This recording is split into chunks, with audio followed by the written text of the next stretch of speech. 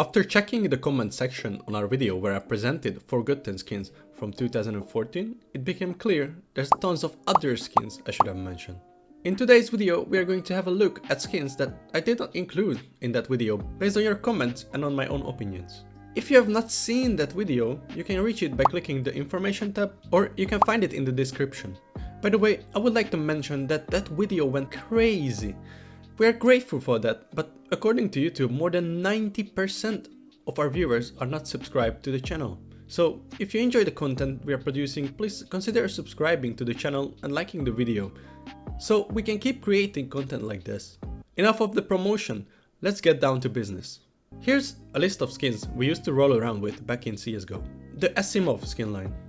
This design can be found on various weapons. The guns that currently have Asiimov skins are M4A4, AWP, P90, P250 and AK-47. While the M4 was the first gun to have an Asiimov skin, the AWP is definitely the most iconic of all. Back in the days, people who owned this holy grail were the shit. Everyone either wanted it or had it. But me personally, I would pull the line of OG Asiimov after the P90. When Valve released the P250, no one really cared. And when the AK dropped, well, it was fire, but it did not hit the same. Like when Messi went to PSG, cool, but why? I also want to add the sole reason I did not include the AWP Asiimov in the previous video is the fact that this skin was never forgotten. Yeah, you don't see it that often, but people who know what's up still rock it till this day. Glock 18 Water Elemental. Since we covered the P2000 Fire Elemental in the last video, it's only right if we take a moment to appreciate this pure beauty. The cherry red and tropical blue combo really worked out on this skin.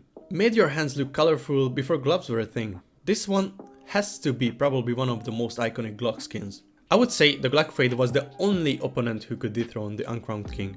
AWP Worm God. There were no players in 2016 who did not have this skin at least once. It was a perfect budget option for wannabe Kenyases. If you look at this side-by-side comparison, we can easily call it Teemu Medusa. For those who preferred art on their skins, this was a solid option.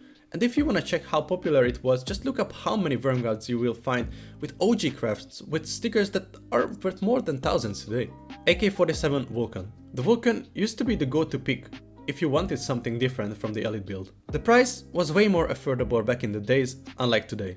The clean design grabbed the attention of players who were spending their summer holidays in front of a computer instead of going out with their friends, which is totally understandable. I mean, just look at this amazing piece of art. And those who held it in their inventory throughout all these years, well, I have good news for you.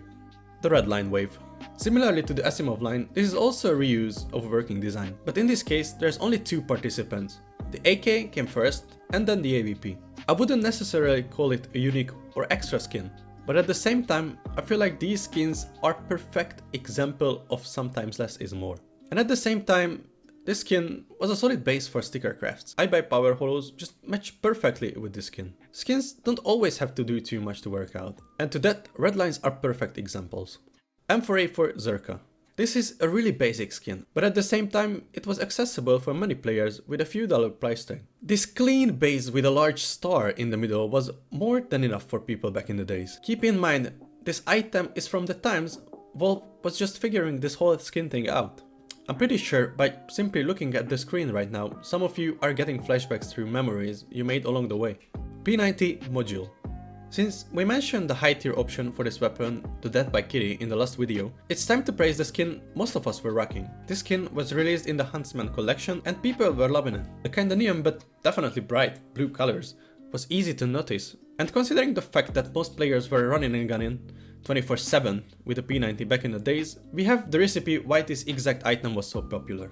By simply creating this video, I'm filled with nostalgia. I hope I could take you all on a trip down memory lane as well. I tried to include all in this video, but if I left something out, let me know in the comments and I might do a third take on this topic. I just wanted to grab the opportunity and thank you guys for the amazing feedback that lets us know that we are on the right path. If you wanna stay part of this journey, consider subscribing and hopefully we'll see each other in the next video. But until then, peace!